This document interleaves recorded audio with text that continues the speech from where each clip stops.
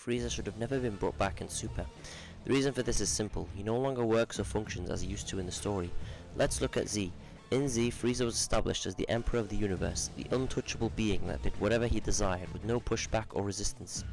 Yes, Supreme Kai existed, however he never interfered and was in his own realm dealing with more significant matters, leaving Freeza to do whatever he wanted, thus making him the Emperor of the Universe. Freeza worked in Z as he was the dominant force our Z fighters had to destroy, since he begins slaughtering the Namekian villagers to get all the Dragon Balls for himself while crushing anyone that stands in his way. This leads to the clash that our Z fighters end up having with Freeza, first with his soldiers, then the Ginyu Force, and finally Freeza himself, all of which they have to avoid death, which awaits them at every turn. The tension of Namek is unlike no other in the series. You have Krillin, Dindé, Bulma and Gohan avoiding a rogue Vegeta and Freeza and his forces, while Goku's on his way to Namek, training. After dispatching of Frieza's soldiers in the Ginyu Force with the aid of Vegeta, the Z fighters are then forced to face the tyrant himself, Freeza, who has unmeasurable power, the fact of which he was only using less than 0.5% of his power in the series thus far. The power dynamic of how Freeza alone towers over Vegeta, Gohan, Krillin, Piccolo and Dindé sets the stage for how powerful he can be, slowly transforming whenever one of them is a match, starting with Vegeta, then Piccolo, and finally Gohan, and his final form is pure perfection in terms of design. It's more simplistic than the other forms, but its power is incredible, to which Dindé is killed without a single Z fighter being able to see the blast. After the Z fighters get crushed by Frieza's final form, Goku shows up. However, even as good as he is and as strong of a fighter he is, Frieza's far too much and resorts to using 50% of his power, which is then too fast for Goku to even see, tearing him apart for his own entertainment, eventually leading to the Spirit Bomb. Freeza killing Krillin, which adds to the list of atrocities he committed, killing the majority of the Namekian race, then Dindé, then Vegeta, and finally Krillin, which pushes Goku to the edge and transforms to the most iconic form in the entire franchise, Super Saiyan. But even after this, Freeza still powers up to his maximum and is able to be on par with Goku before finally draining all his stamina and losing the fight. But due to his own ego, gets himself sliced into two halves and finally attempts to destroy Goku, only for Goku to counterattack and finish Freeza. Freeza could have won on Namek easily, but his ego led to his downfall, constantly toying with Goku, not destroying the planet, trying to kill Goku using energy discs, trying to kill Goku again after he was given energy. It's what makes his downfall so great to watch, because it was his own ego that humbled him. No!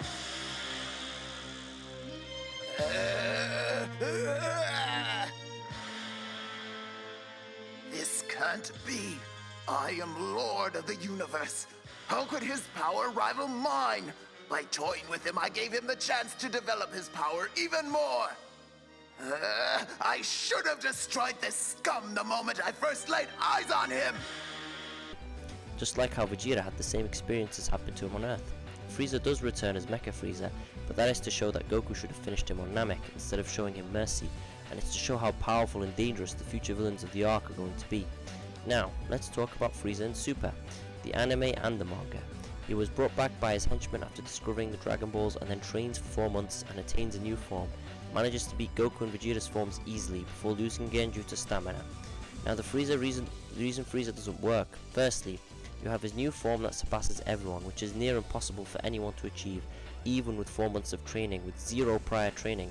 No matter how powerful that individual is, this power jump was given to Freeza because Super itself had a whole dynamic shift of power, introducing Beerus, Whis, the other universes, Zeno, rendering Frieza's Emperor of the Universe title worthless, and the retcon about Beerus being the one who told Freeza to destroy planet Vegeta, regardless of which Freeza gets defeated and then brought back for torn power. In that he is forced to change. The reason is because his character no longer works in the dynamic of the story, with the introduction of Beerus and Whis. No longer is Freeza the apex predator, instead he's forced to be the second fiddle to Beerus, making the tension and presence he had in Z worthless, because fans know he's easily surpassed by many other characters after he is forced to aid Universe 7 in Tournament of Power. He returns back to his forces after the events and begins the events of Broly movie, where he gathers the Dragon Balls to wish for, you guessed it, not immortality, but height growth. Now this is an issue. The reason Freeza wanted immortality in Z was because he was the strongest, so the only thing he required was eternal life. But in Super that's impossible, so the immortal wish would make him end up like Zamasu, unable to die but also unable to win either. So immediately his goal and desires have been forced to change.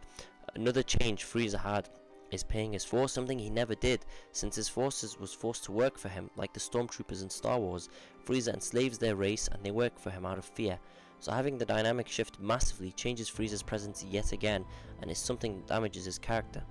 Finally, we will talk about Black Frieza. While I didn't like Golden form, I don't like Black Frieza either. The forms are lazy recolors, and we know Frieza can change his appearance each time he transforms, just like Cooler, who was fully designed by Toriyama himself.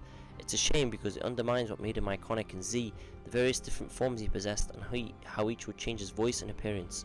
It was perfect. Regardless of which, Black Frieza is a form that is forced to exist. Frieza needs to be the strongest again. However, in the dynamic of Super, it doesn't work, so we'll force him to train like he did prior, but instead of 4 months, 10 years this time, so he's number 1 again, even though Z Frieza would have never dreamt of such nonsense, turning Frieza from the Emperor of the Universe to a Saiyan who is also competing with Goku and Vegeta, by even sparing them and leaving them, something Z Frieza would have never done either.